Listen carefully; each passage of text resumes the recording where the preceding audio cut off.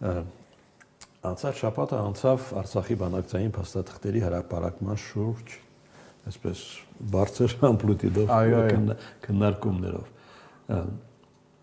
Քաղաքական էֆեկտը դրա չափելի էր։ Շնորհակալ եմ հրավերի համար, պարոն Մնացականյան։ Այո, իրոք անցած շաբաթ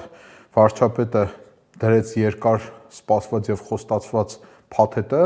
թեև այստեղ բազում հարցեր կան եւ մինչեւ էֆեկտին անցնելը երևի ամեն դեպքում փորձենք հասկանալ այդ փաստաթղթերի բովանդակությունը, ձևը եւ էությունը։ Նախ սկսենք նրանից, որ իմ կարծիքով դա ամբողջ փաթեթը չէր, դա նույնիսկ տեսականորեն չէր կարող ոչ փաթեթը լինել, քանի որ բազում գրագրություն եւ առաջարկներ չկան։ Սա ավելի շուտ տպավորություն կար, թե ընտրովի ինչ որ փաստաթղթեր են, ընդ որում այդ փաստաթղթերի մեջ նաեւ կային բաներ, որոնք որևէ կերպ փաթեթի մեջ չէին մտնում, օրինակ Հայկական ժամանակ թերթին 2008 թվականին Լևոն Տեր-Պետրոսյանի կողմից փոխանցված ինչ որ փաստաթուղթ կամ Սերժ Սարգսյանի նամակը, որը շատ խոսվեց անցած շաբաթ, Վլադիմիր Պուտինին իր նյուանսներով, եւ այսպես իմ տպավորությամբ սա ողջ փաթեթը չէր, սա ընտրովի ուղղակի դրվել էին որոշ փաստաթղթեր ցանկալի քաղաքական էֆեկտով, որը ի ցավս իշխանությունների իմ կարծիքով ամեն դեպքում չեղավ։ Մինչև առաջ անցնելը մեկ դիտարկում էլ անեմ։ Ոչ, չստացավ, հիմա ես դա կասեմ, բայց որովհետեւ նախորդ թեման փակենք, մեկ դիտարկում էլ անեմ, դա դեռ հարց է, այդտեղ շատ փաստաթղթեր իրենք չունեին փաստաթղթերին բնորոշ ռեկվիզիտներ, ստորագրություն, բլանկ, մուտքի երգի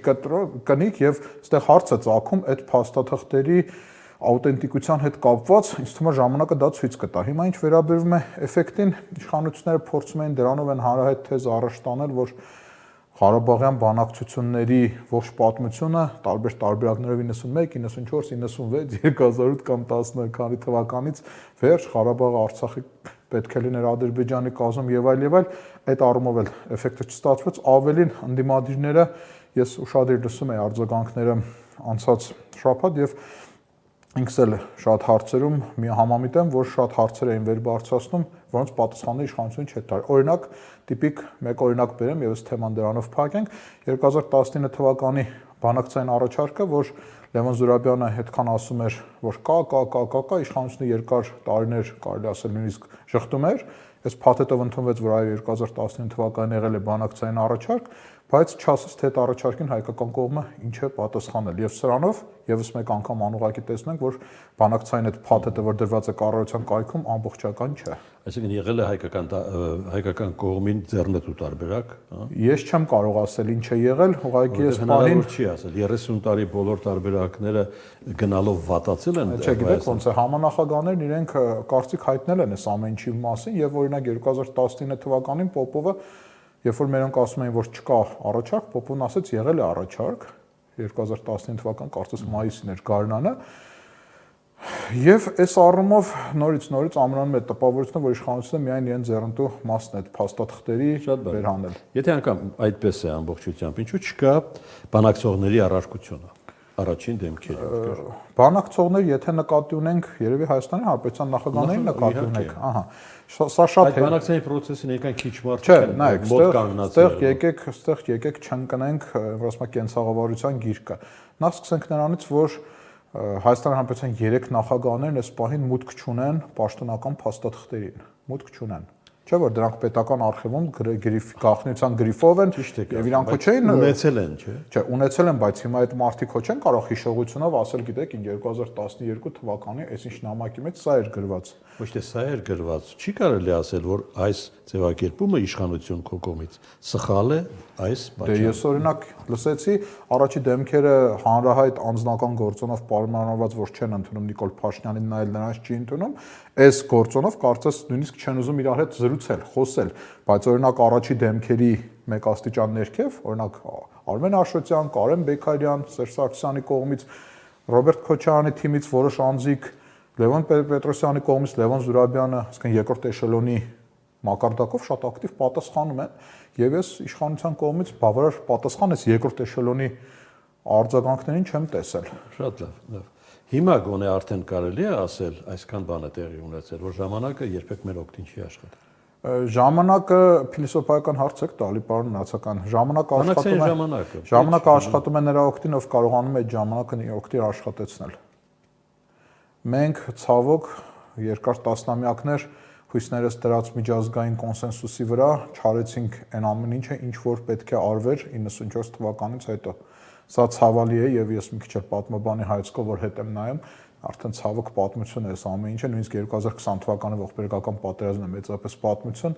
Ցավոք 94-2018 թվականների միջակայքում շատ բան կարող էր արվել եւ չարվեց եւ դրա դարապտուղները մենք քաղեցինք 2020 թվականին իր հերթին, սակայն եւ ես սա բազմից եմ ասել 2018-20 թվականի միջակայքում արդեն նորընտիր եւ ներկա իշխանությունները իրենք արեցին իմ կարծիքով կոպիտ սխալներ, որոնք այդ չարվածը արդեն առարկայացրեցին կործանար պատերազմի տեսքով։ Ցավալիորեն սա դեռ պատմաբանները շատ կգրեն այս մասին։ Այգի գիտեք, այս պահին այս ամեն ինչը կոնկրետ քաղաքական շատ նուրբ երանգներ ունի, մարդիկ կենացում աղխնդիրներ են լուծում, իշխանություն, ընդդիմություն եւ ամեն ինչ շատ էմոցիոնալ հարթակի վրա է եւ անչափ սուբյեկտիվ է։ Բայց երբ որ կանցնեն մարդիկ շահերը այլ թեև չեն լինի, պատմաբանները հստակ գնահատական կտան։ Մի տիպիկ օրինակ բերեմ, օրինակ Ելցինյան էպոխան, ես հիշում եմ երիտասարդը 90-ականներին Ելցինին քծնում էին, գովում էին եւ այլ, բայց հիմա պատմությունը եւ Ելցինի էպոխային տվեց գնահատական, եւ Գորբաչովի էպոխային, եւ Բրեժնևի էպոխային, եւ արդեն չկան մարդիկ, որոնք ինչ որ սուբյեկտիվ շահից ելնելով ճշմարտությունը կսկսեն սխալ ներկայացնել։ Ես հիշեցի այն վստահությունը բարձրաշան զինվորականների հատկապես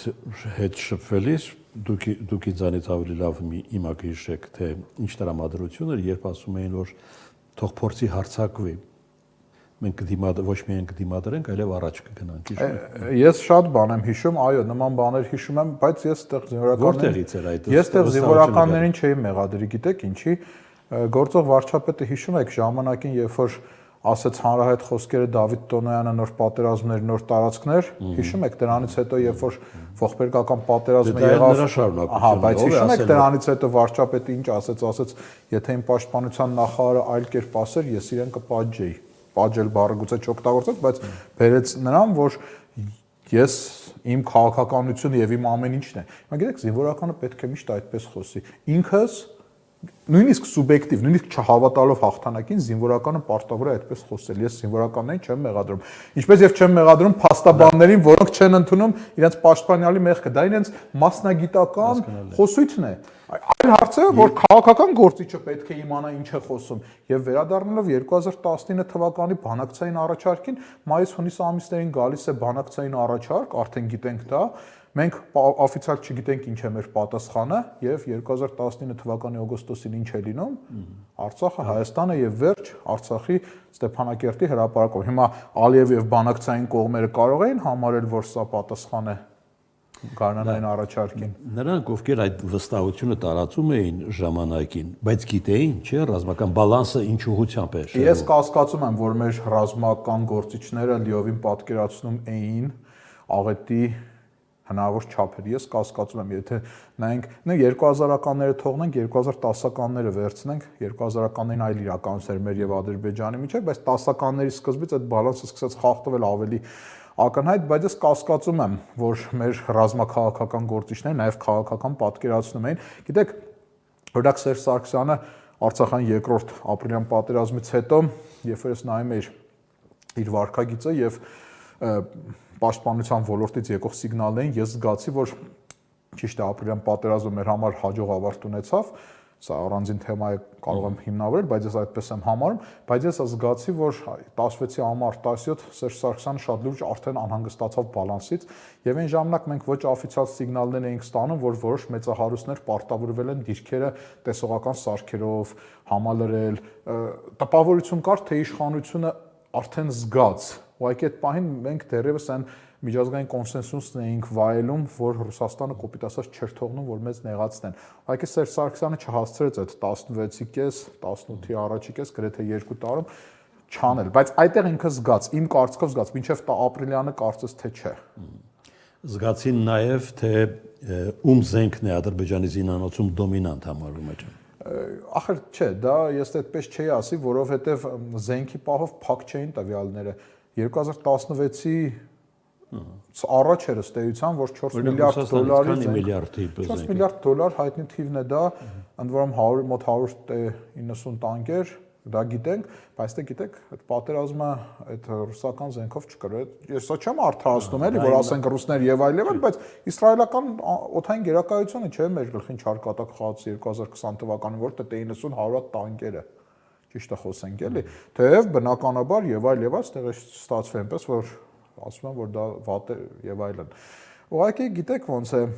ցավոք նորից վերադառնանք մի քիչ պատմաբանի հայացքով էլի 94-2018-ի միջակայքին, տպավորություն կար, որ մենք ուղղակի հաջողության թմբիրի մեջ էինք եւ համարում ենք, որ հնարավոր չի էլի, հնարավոր չի։ Եվ կար երաշխիք, դա էլ շնորհալ։ Այո, եւ տեղ նախկին 3 նախագահները ըստ էության կարող են արդարանալ ասել, այո, մեր օրոք հնարավոր չէր եւ մենք պահեցինք դա։ Հիմա այլ հարց է, որ իրենք դա պահեցին ոչ թե երկրի ներքին ուժերի ուժեղացման հաշվին, այլ միջազգային պայմանավորվածությունների եւ բալանսի հաշվին, եւ տեղ ուղղակի խելոք ղեկավարներ պետք է մտածեն, բալավ, եթե մենք մի օր չլնենք եւ այս բալանսը խախտվի, չէ՞ որ մեր երկիրը չունի ներքին իր ուժը, իսկ իմ կողմից անչափ հարգված Իսրայելը գիտեք ինչ կանոն ունի։ Իր առաջի դաշնակիցը Ամերիկայի Միացյալ Նահանգներն է, գիտենք, բայց Իսրայելը պատրաստ է այն սևորվան, երբ որ մի օր Ամերիկան իրեն չի պաշտպանի։ Եվ ինքը պետք է այդ պահին դիմանա այնքան, մինչև Վաշինգտոնում նոր ադմինիստրացիա կգա եւ նորից իրեն կպաշտպանի։ Այ մենք դա բաց թողեցինք։ Բայց իրականում ով է կանգնեցրել ապրիլյան քարորիան։ Ես լսել եմ ոչ պաշտոնական տեսակետ, եկեք քննարկենք այդ հարցը։ Ոչ պաշտոնական տեսակետը դեռևս 16-17 թվականներին Պաշտպանության նախարարության խողովակներով տարածվում էր այնպես, որ մեր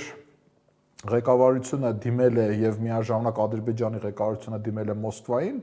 եւ մենք ասել ենք, որ եթե էսկալացիա գնա, մենք էլ կգնանք էսկալացիայի եւ ասվում է, թեև սա ասվում է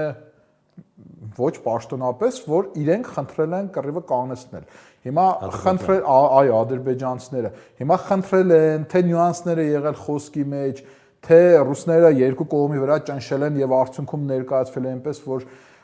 իրենք են խնդրել։ Համենայն դեպս գիտեք, այլի պատմաբանի էլի մի քիչ հայացքով այսօր պատմականներ ստացվում, որ նայում ենք,